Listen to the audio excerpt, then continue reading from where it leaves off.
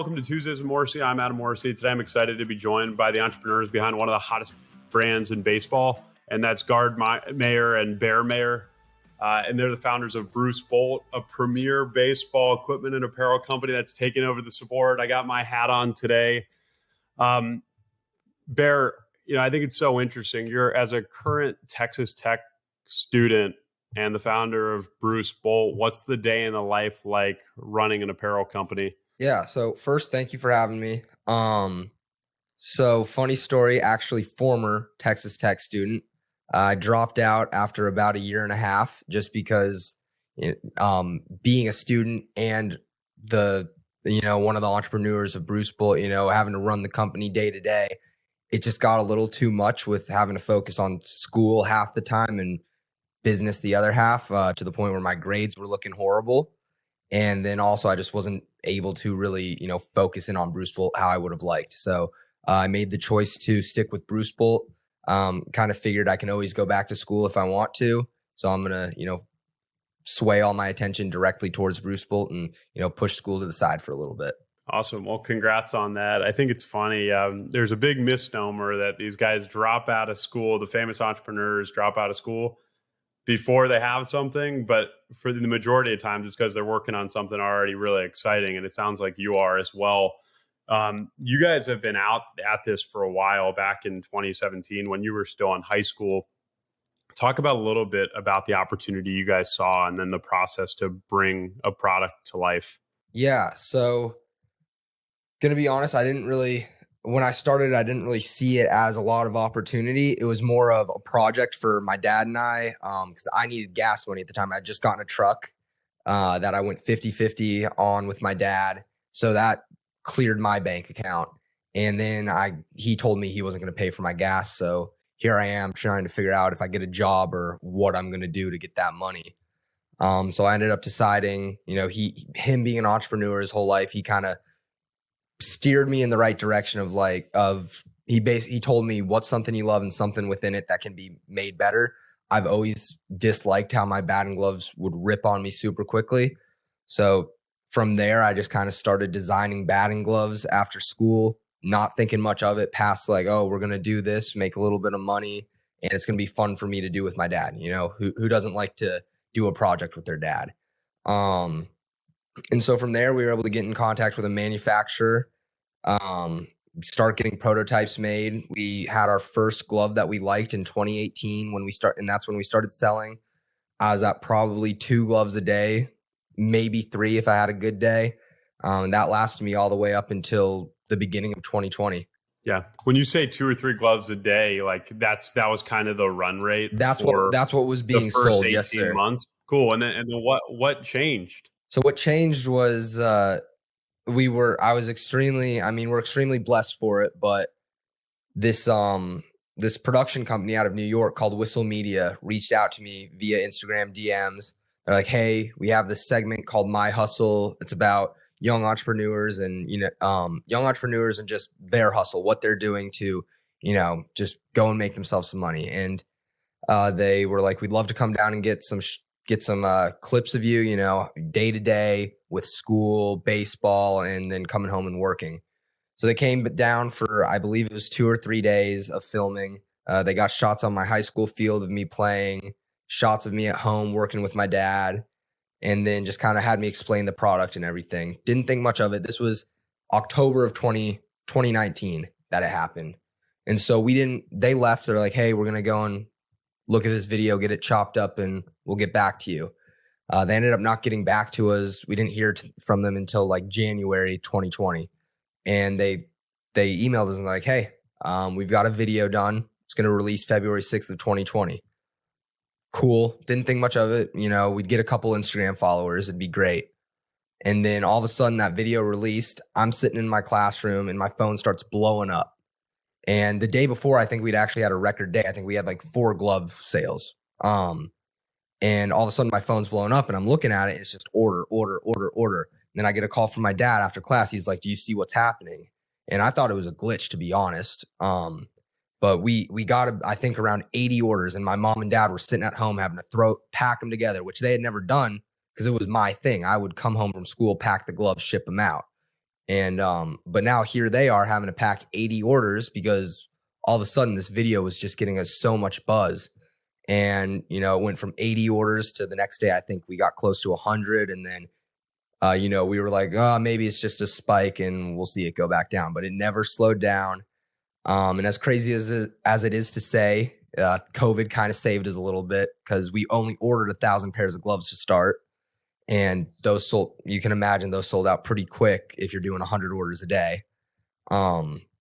So with COVID and everything, we're able to kind of sit down and decide as a family that we're going to keep doing this and pursue making this into a bigger brand than what it was at the moment.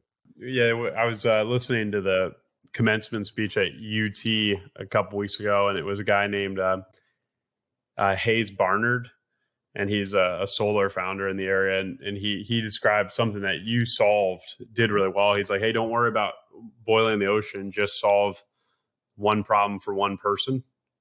And the problem you were solving was for yourself with low quality batting gloves. And it's amazing to hear and see the story of an Instagram DM turned feature video, turned a lot of success. Gard, my understanding, you have a background in internet marketing. What was your take on that rise that all sparked from an Instagram DM? It wasn't necessarily internet marketing. My background was I had a company called Smart Hockey, which developed products for hockey players.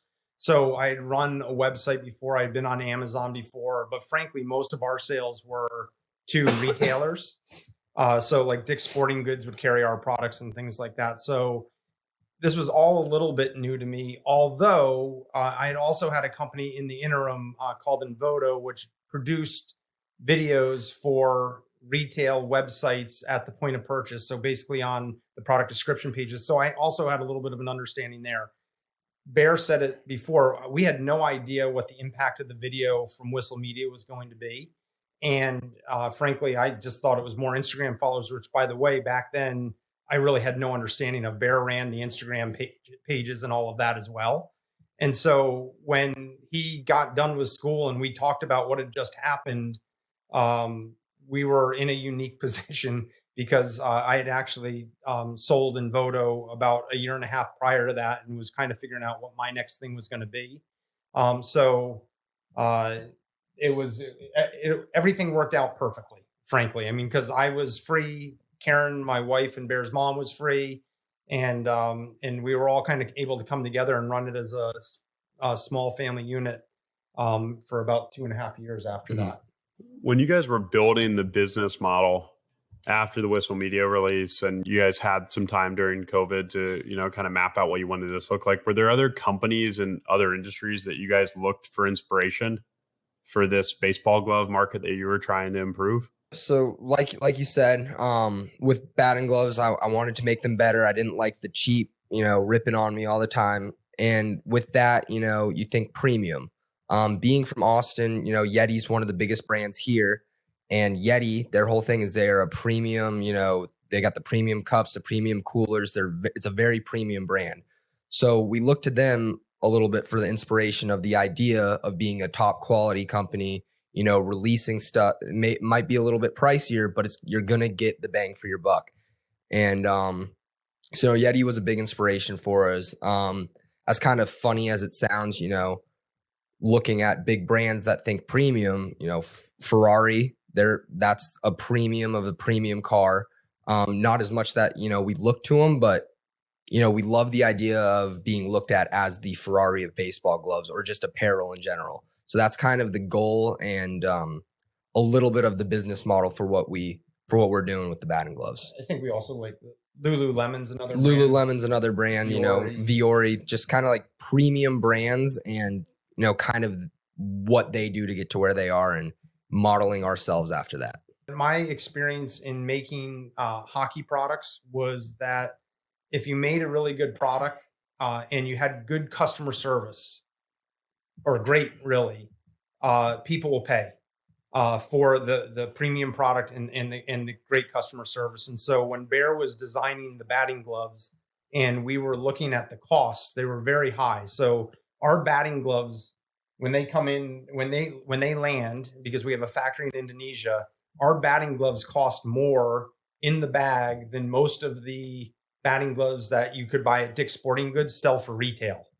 And so we were worried. I mean, at first we were kind of a little bit worried, but we also believed that if we priced it and we gave the customer service that you needed and gave the guarantees, that people would buy. And it seems like that's really paid off. And so, you know, we would like to be priced lower, but we kind of can't be if we want to run a business that's going to be profitable and can sustain itself. Yeah. When I was thinking about this conversation, I was thinking about Yeti also. I was thinking about Yeti. I was thinking about some of the mattress companies, Lululemon and Vuoria. They didn't make the workout. Sure, they just made it a lot better. Yeti in particular, the other thing they get a lot of credit for is creating enthusiast customers. You know, they have people wearing hats about keeping ice cubes cold. So it's pretty crazy, but that's something that you guys have seemed to do quite well. I mean, you appeal to little leaguers and big leaguers and seem to be creating a community. What has been the key to creating that community around the brand? Well, so the funny thing is, you know, when brands look to create community, it's like they try to create something and then get a community built around it. The way that we kind of saw it is there's already a community in baseball. You know, you've got travel ball, you've got, you know, there's just a baseball community in general. So, you know, really kind of jumping in and meeting the needs of that community already has is the way that we quote unquote created community. You know, it was already there. We just needed to make our way into it. I mean, do you have anything to add to that? I think that the fact that Bear was a baseball player who saw a need that everybody on his teams already complained about. Like, it was when Bear came to me after I challenged him and said, "Hey, start a business. And what is it that you love and find something better?" When he came to me and he's like, "Dad, what if we made a better batting glove?" I was like, "Yeah, absolutely. So what does that mean?" And so then he went and started doing the research, and, you know, he came to find out that, like, everything used to be Cabretta leather, but the Cabretta leather is very expensive, especially when you have to buy thick Cabretta leather, because there's only a subset of the sheep that are grazed at the higher elevations where you can get thicker leather. And so it costs more. And so they basically, like most of the batting glove companies, we learned they all went to synthetic leathers and synthetic materials, and they said that it was for performance, but really it was a cost play because they didn't believe that people were willing to pay for higher quality batting gloves because it's something that's it's a durability, right? Yeah. So that's not the word, but people go through batting gloves. And so they were trying to keep the costs low when the reality was that if you built a better batting glove that actually was a little bit more durable, people would actually pay for it. Yeah, it's interesting. You guys had this built-in infrastructure with all the youth tournaments and the whole baseball circuit to get the word out. How has that changed over time when you think about, you know, first getting the word out, which the Whistle Media obviously helped, but you still had to get in front of these youth baseball players and leveraging kind of the grassroots versus the social media and digital aspects? My answer to that is influencers. Get in front of that age demographic is influencers. So, you know, obviously our pro guys, we count that as they're on TV every night wearing the gloves. That's huge. But I think maybe even bigger than them is just the guys who are putting out content every day on Instagram or on TikTok, whatever it may be. They've got, like, for example, Max Clark, who has been a huge supporter of our brand for a very long time. He's got 300,000 Instagram followers. My guess is 300,000 of them are 10 to 14-year-old kids who want to be Max Clark when they get to high school. So Max Clark is a current high schooler? Current high schooler, projected like top 10 pick for the next upcoming MLB draft. But he puts out content literally every day, and every kid in the world looks up to him. Our first guy. Yeah. Tanner. Oh, and then I was going to get to Tanner, sorry. but I was kind of mentioning. Yeah. And then we've got our first guy. Thank you, Dad. Yeah, sorry. But our first guy, Tanner Carson, tell that story too. So Tanner Carson is a kid out of Southlake, Texas. He was actually our 8th order ever on our website, and he reached out to me, sent me a DM. He's like, "Hey, I'm from Texas. Would love to support a Texas brand." So, you know, we started working with him, you know, like sent him some apparel, some gloves. He started doing some videos for us. And he really, like, in the beginning when we were really, really little, he really helped grow the brand, get us a following, you know, get us out there. So to thank him for that, he now has his own glove with us. It's called the TC42. And to this day, we still work with him. He's now a high schooler. He's just finished up his sophomore year at South Lake Carroll. He'll be a junior next year, made varsity this last year, super good athlete. But it's been really cool to just like watch his journey from when he started with us back in 2018 to where he is now and still being a huge part of our brand. And just, but yeah, to kind of wrap this statement up, influencers are huge for us. That's basically, or it is how we got our name out there and how we've, gotten in front of all these kids in these age demographics. And Bear has been able to kind of, because I think of your age and the fact that you know how to use social media. I mean, King of JUCO? King of JUCO's big one, baseball bat bros. Meg Room, right? So we're starting to also, softball is going to become a big focus for us in the next year. And so we're starting to work with softball influencers. Also, there's all the men's softball influencers that are out there that are wearing our brand as well. Cruz in California. Mm-hmm. I mean, it's just, I agree with him. That's probably the way that it's like, that's the number one driver for sure. And then the thing that converts, we found, is we have a post-purchase survey. And so the way that people find out about the brand typically is through social media. But then the thing that convinces them to buy the brand is through word of mouth. And so what we found is that if a player on a team buys a glove and he pulls out the bag and he opens it up and the kids all see it and they try them on, that suddenly we start getting orders from like that very specific team.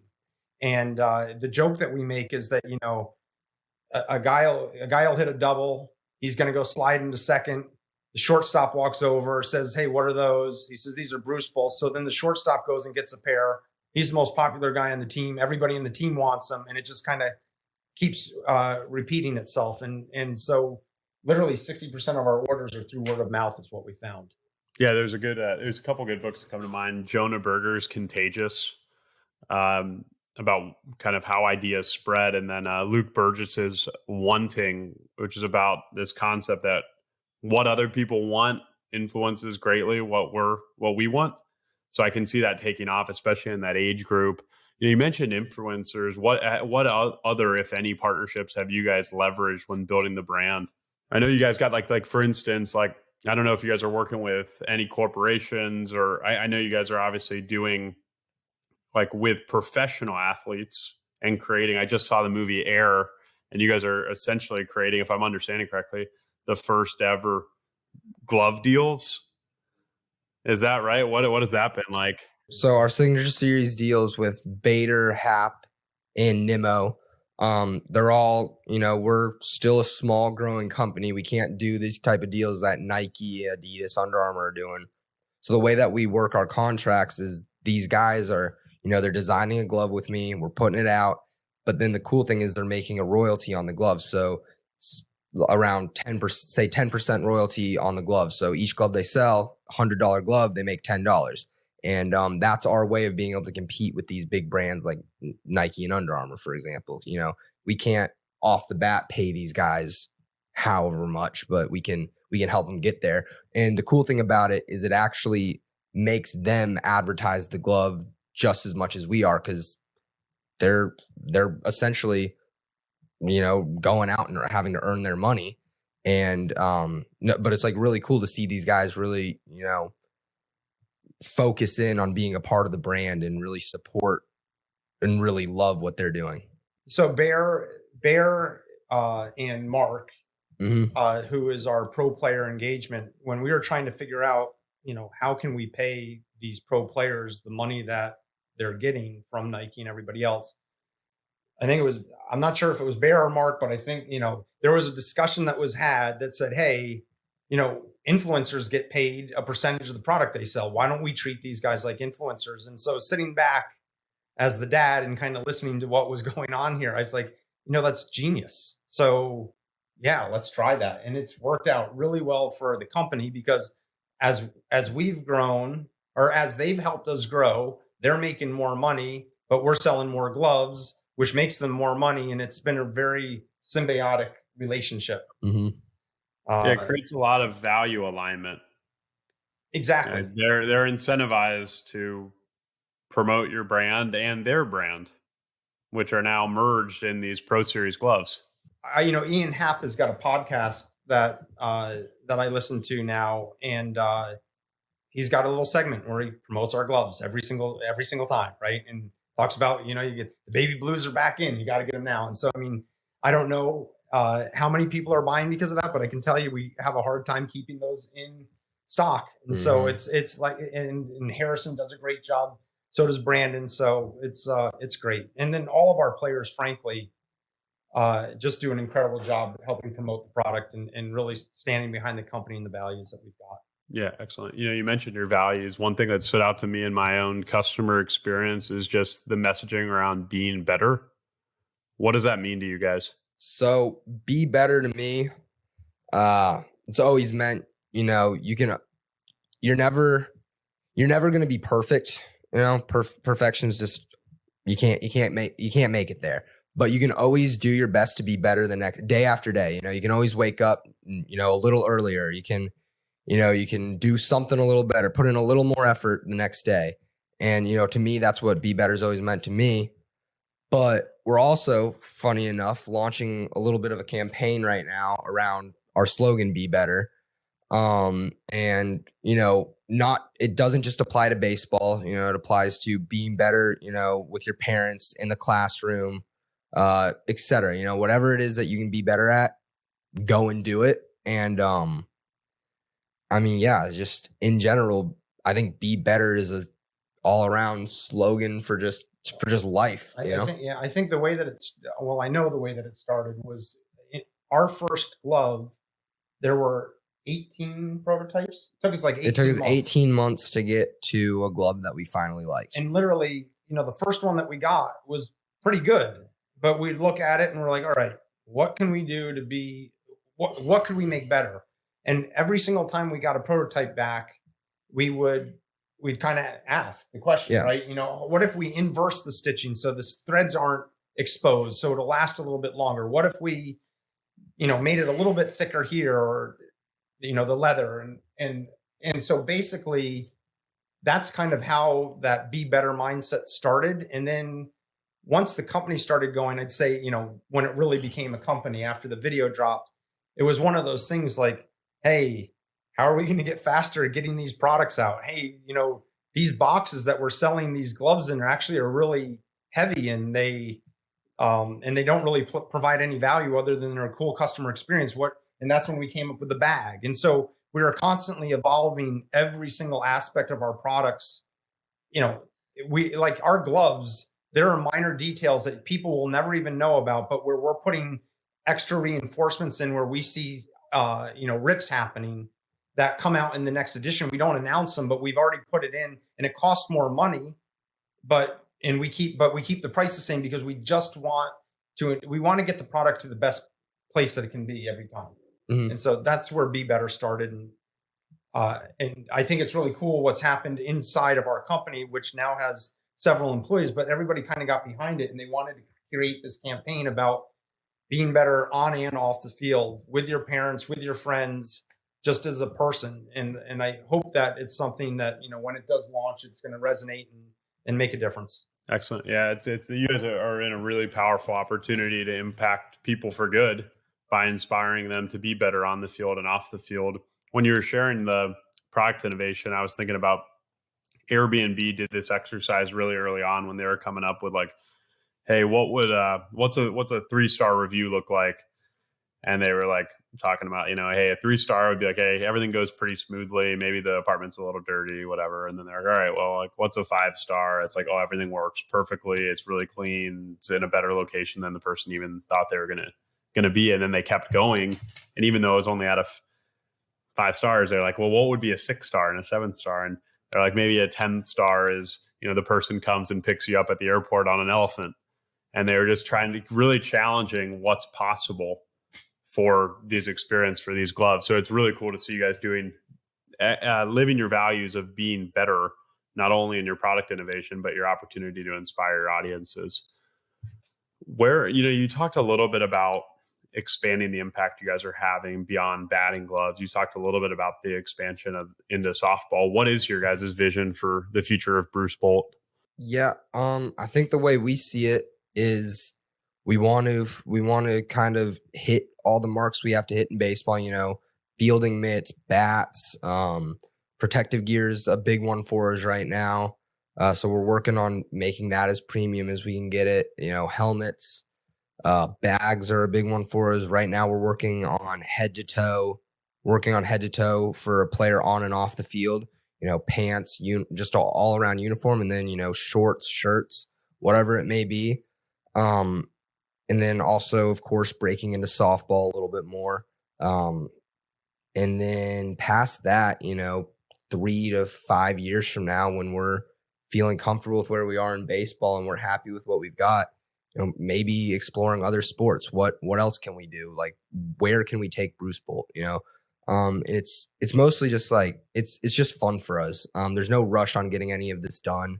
It's just one of our couple of rules that we go by. We got be better, be kind, and don't F this thing up.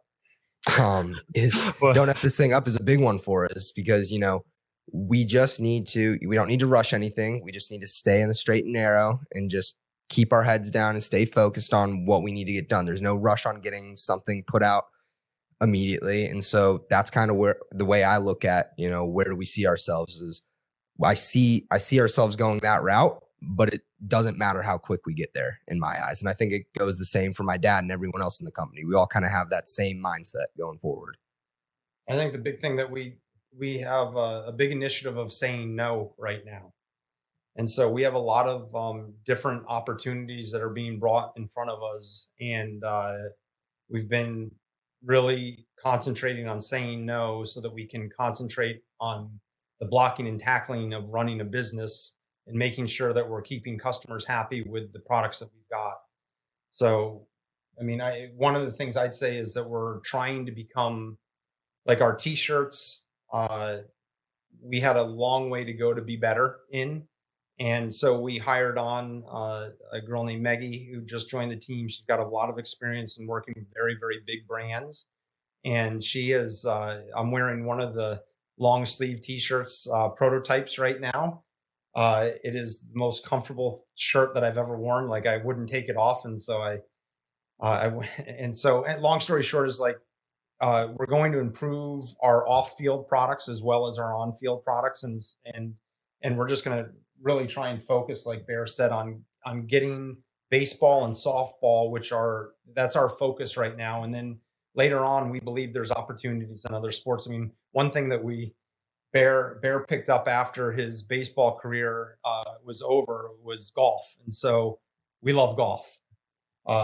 So frankly, we do have what we call off-season gloves, which happen to be golf gloves. And we've got a bunch of those are coming in for Father's Day right now. And we are going to definitely even improve on that. And it's right now, that's kind of a fun thing, and it's definitely not a focus, but like I said, they're off-season gloves, right, for baseball players and softball players. Right? You guys are on, different parts, obviously in a shared entrepreneurial journey on Bruce Bolt, but just professionally at different spots in your careers. Be curious to meet you. Have there been books or any other source of inspiration that have been helpful for you in this most recent chapter of Bruce Bolt? I do a lot more reading than Bear does. I think Bear's, definitely Generation Z. Sure. Yeah, that's fair. But for me, like books that I can think of right off the top of my head, and I might be getting the titles wrong, but Delivering Happiness, which was the story about Zappos. Mm-hmm. I think that's an unbelievable story. And I think it really is. We're making batting gloves, but really what we're trying to do is get them products we're trying to get them premium products that they're going to love to wear. And we're trying to do it in a kind way, an expedient way, and make the customer, service experience and the customer journey awesome. So that's one. I think, I read Shoe Dogs at one point. I think that's a really cool and very analogous to what we're doing. Watched the movie Air recently. Thought that was, kind of cool, and reminded me a lot of what Bear came up with, and Bear and Mark came up with our pro players. I mean, like literally. And I think Max Clark, the relationship with him reminds me a lot of kind of the early days of Nike and what they were doing with Jordan, as well as all of our other pro players, obviously. But he's very, very interesting. Let's see. From a business side of things, there's a book called Profit First, which if you're an entrepreneur and you don't read Profit First, you're missing out in a big way. And I think it was something that I'd happened to read just prior to Bruce Bolt taking off. And thank God we had read it because it changed the way that we run the business and the way that I've run any business in the last 30 years. I wish I had it when I was Bear's age because I think I might have been more successful. I always joke around that I've been an entrepreneur all my life, but only a medium one. Like it's never been, I'm not a Bill Gates or anybody like that. So that is an incredibly influential book and definitely the way that we run the business. So those are mine. No, that's good. And yeah, Barry, you kind of made me think this is a little bit of a flawed question because there's a lot of ways to get inspiration. What sources are you looking to, and that have you've found helpful as you guys are building the company? Honestly, I don't know if I could tell you where I've gotten any like inspiration from. I mean, other than, just kind of the going around and seeing products, like through stores and stuff like that, and be like, oh, that'd be cool. That's something to look at for, making the gloves better, making our apparel better. Can't say any of the movies I've watched have given me inspiration. I watch a lot of just comedy and a lot of comedians. Which, by the way, hey, Bert Kreischer, that guy. He had a post that he was wearing our gloves in, and what did he do? He tagged. It was with Mark Wahlberg. Yeah, but so I'd say I get my inspiration from just going around and gathering information on different products. Feeling them, seeing them, and just being like, hey, I should buy this to take a look at. Can we do it? Bear has a very unique gift at understanding what he wants and how it might relate to. So baseball specifically right now, like one thing I can talk about is the t-shirt that he's wearing. It's subtle, but baseball players always fight and, the t-shirt kind of coming out of the pants. Right. And so when we made that t-shirt, one of the things that he insisted on was a longer shirt that was scalloped for some reason. And specifically on the long sleeve shirt, he wanted from the elbow down had to be tight so that when you're throwing the ball, it doesn't come down on your hand or come up or whatever. And so like all of that also translated into the baseball gloves when he was designing them. I think all of those products, like even like baseball pants that we just came out with, Bear has been saying for 2 years while we were kind of developing and thinking about the baseball pants is that he always believed that above the knee pants were going to become a thing. And whether you like them or not, there's a lot of players that are wearing above the knee pants. And so when we launched pants the other day, Bear's design and his thought process in it, we've got a long pant, an under the knee pant, and an above the knee pant. And so little things like that are what Bear is really good at. And he kind of does it, with golf gloves, and he's doing it with, our protective gear. And just that's what he is really good at. So you kind of put him in a box and let him just kind of, he gives out ideas. That's kind of what his thing is. Yeah. Well, you guys have been really gracious with your time. What's the best way for people to keep up on what you guys are doing at Bruce Bolt? Our socials are all just brucebolt.us, Facebook, Instagram, TikTok, Twitter, website, brucebolt.us. From our website, you can subscribe to our SMS and our email. But we send out 3 emails a week right now, 3 to 4 emails a week, just, with updates of what's going on. This glove's back in stock or what we're working on. And then our socials have actually gotten a lot more active recently. We've put a lot of focus into that with, we've got a new head of marketing as of last year. His name's Chris Hall, and he's done a really, really good job of, making sure that our socials are up to speed and we're getting out the content that people want to see and just overall doing a better job in the marketing department. So that's gotten a lot more active, and it's become a really, just good way of keeping up with us for sure, other than SMS and Gmail or email. Awesome. Well, we'll make sure to have links to all your socials and your website in the show notes. But I appreciate you guys coming on the show. It was great to hear a little bit more about your story, and look forward to continuing the conversation soon. Awesome. Well, thank you for having us. Really appreciate it. Appreciate it. Thank you.